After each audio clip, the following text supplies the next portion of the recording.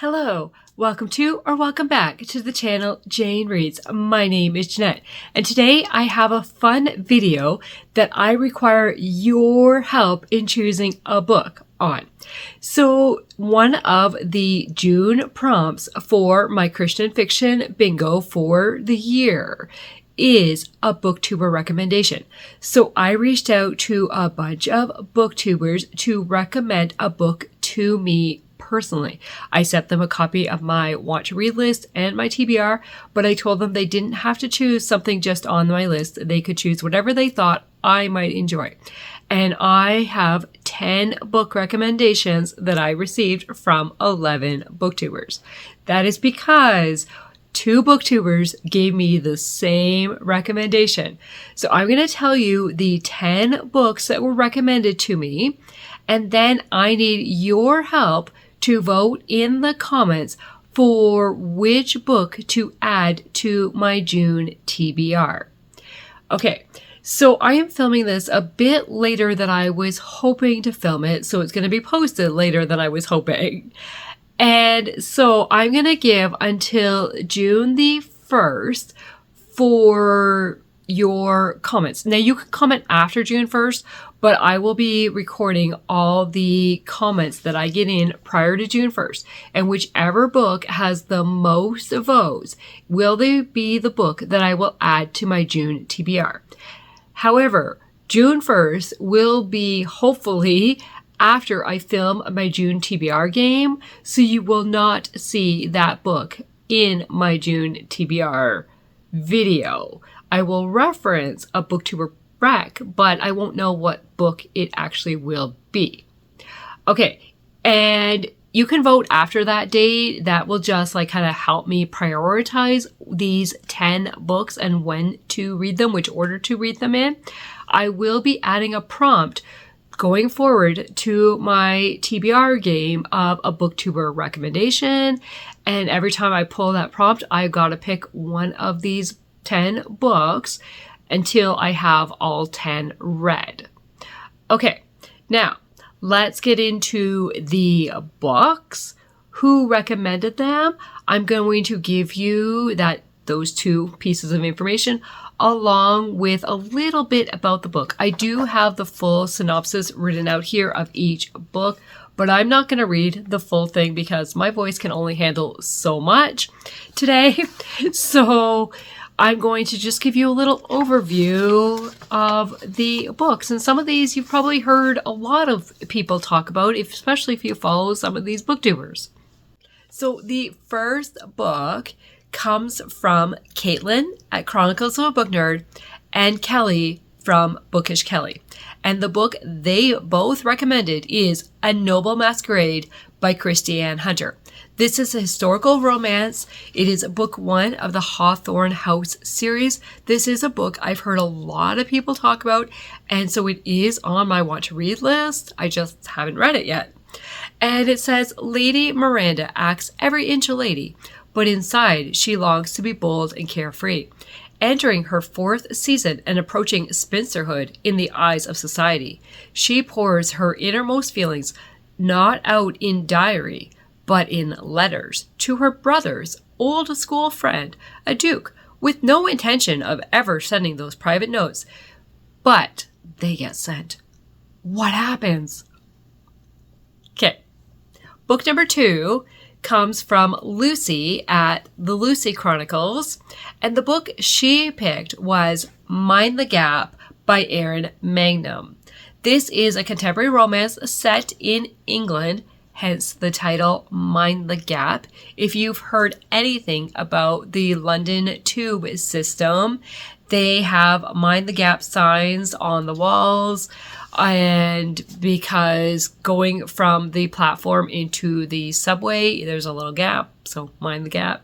It says, the best thing to do when all your dreams get crushed, pack your bags and head to London. Why not? That one sounds fun, and she's really raved about this book. Book number 3 comes from Alma at Alma's Book Journey. And the book she picked was The Doctor's Lady by Jody Hedlund. Now, this is book 2 of the Hearts of Faith series. And I was like, Alma, what are you doing picking book 2? But then I read the tagline, and it says, A Western Wagon Train Marriage of Convenience Historical Romance. Okay, that is why she picked it. It's a marriage of convenience story, and she knows that I really enjoy marriage of convenience stories. And Alma and I read a Jody Hedlund book together. We both really enjoyed it. So I was like, okay, I'm okay with this. And it says, Priscilla knows she'll never be a wife and a mother and feels God's call to the mission field in India. Dr. Eli is back from Oregon County only long enough to raise awareness of missions to the natives before heading out west once more. But then Priscilla and Eli both receive the news from the mission that the mission will no longer send unmarried men and women into the field. Left scrambling for options, the two realize the other might be the answer to their needs. Priscilla and Eli agree to a partnership, a marriage in name only, that will allow them to follow God's leading into the mission field. But as they journey west, this decision will be tested by the hardships of the trip and by unexpected turnings of their hearts. I'm intrigued. Book number 4 comes from Amanda at Book Lover Amanda. The book she recommended is Everything's Coming Up Rosie by Courtney Walsh. This is a contemporary romance, and I'm trying to read Courtney Walsh to 0, so that would help with that goal. And it says, sometimes what you think you want and what you actually want turn out to be 2 different things. Rosie has a dream to become a working actor, but lately that hasn't been working. How does she simply let go of her dream? When she's offered the job as a director of a regional theater's production of Cinderella, she jumps at the chance. But it doesn't turn out to be what she thought it was going to be. It turns out to be at a senior center. What? This sounds really fun. Book number 5 comes from Bethany at Bethany Brings Books, and the book she recommended is At First Glance by Susan L. Tuttle. I did not recognize this name or this author when she sent it to me, so I had to look it up. It is a contemporary romance. It is book 1 in the Along Came Love series, and it says, Estate planner Penny loves dusting off items others gloss over, especially since she relates to feeling tossed aside for the bright and shiny. When her younger sister's approaching wedding launches Penny back into the throes of her dysfunctional family, she decides to use those festivities to close the gap in their relationships, even if it means appeasing them and finally losing the few pounds they pounded her about for years. But she doesn't expect to meet 2 very different men in the East Fisher, the personal trainer who personifies everything she believes she could never attain, and Jonah, a man who reminds her so much of herself.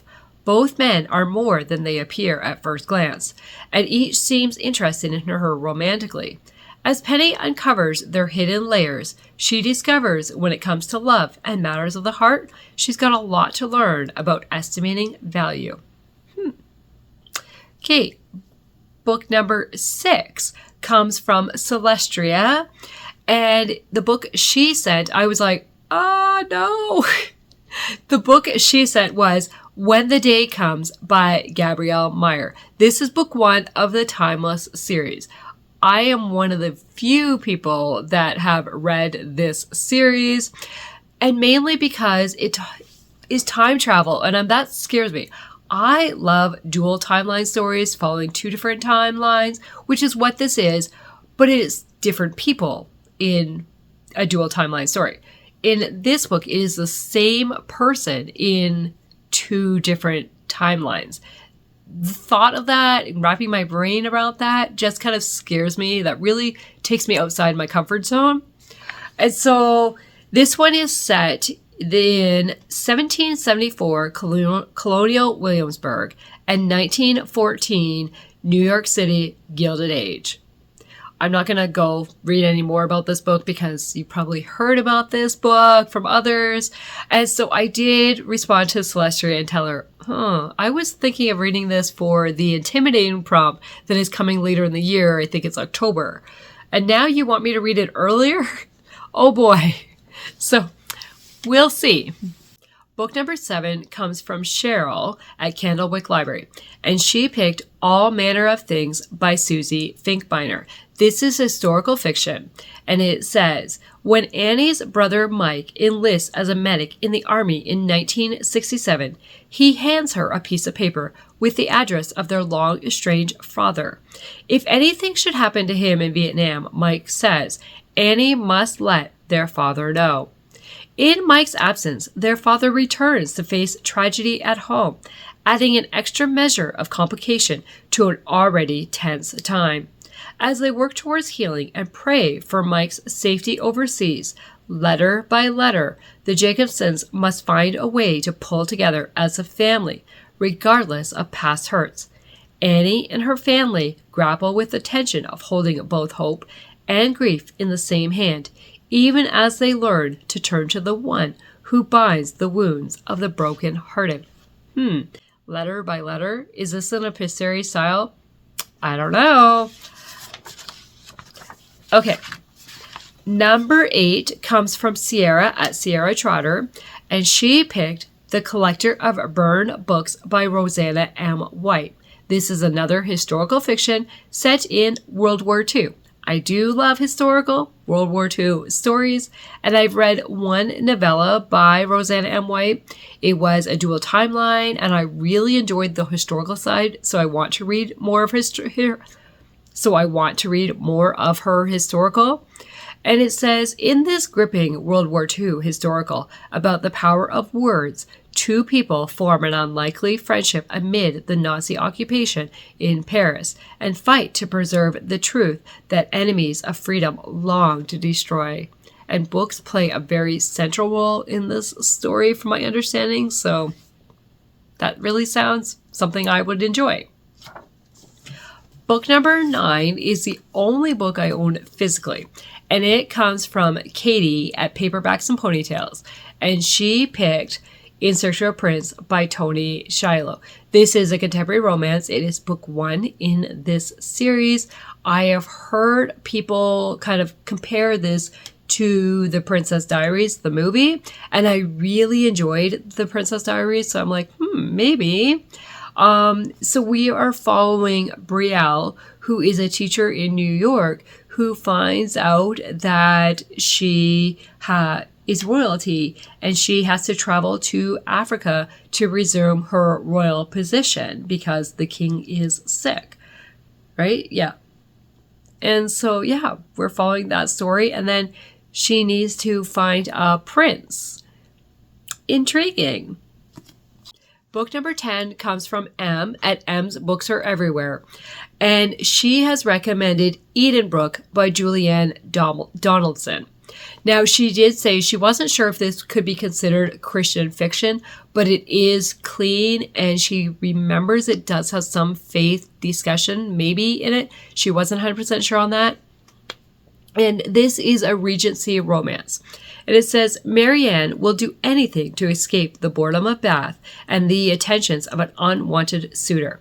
So when an invitation arrives from her twin sister to join her at a sprawling country estate, she jumps at the chance, thinking she'll be able to relax and enjoy her beloved English countryside while her sister snags the handsome heir of Edenbrooke. Marianne finds that even the best laid plans can go awry. What? So, yeah. Okay, so those are the 10 books. I will go through them very quickly again just to refresh your memory. And then I want you to pick one book, only one book, okay, to vote for of which book I should add to my June TBR. Okay, the 10 again are A Noble Masquerade by Kristi Ann Hunter, Mind the Gap by Erynn Mangum, The Doctor's Lady by Jody Hedlund, Everything's Coming Up Rosie by Courtney Walsh, At First Glance by Susan L. Tuttle, When the Day Comes by Gabrielle Meyer, All Manner of Things by Susie Finkbeiner, The Collector of Burned Books by Rosanna M. White, In Search of a Prince by Toni Shiloh, and Edenbrooke by Julianne Donaldson. Okay, so now I need you to go to the comments and let me know which book you are voting for, and then keep an eye out for my weekly reading vlogs to find out which book wins and which book I will be reading in the month of June. And then, or you could just wait till the June summary that will come out at the beginning of July. Either way, I want to thank you for participating and thank you for voting on a book and helping me pick which book to read. Have a great day. Bye.